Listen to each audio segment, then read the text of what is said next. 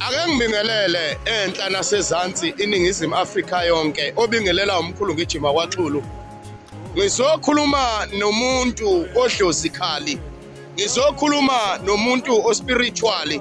Ngizokhuluma nomuntu kamoya. Babe connecta nawe qala.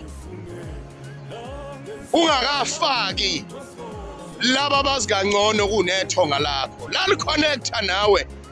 Lalifika lizokutshela izinto nemiyalezo elidingayo kuwena. Kodwa kwanele wafaka laba bazikangcono. Laqala lahlehla ithonga ngoba bafika nokungcola, bafika nokukhohlakala, bafika nezinto eziphambene nalo. La bese liyathutha lona likushiya nabo.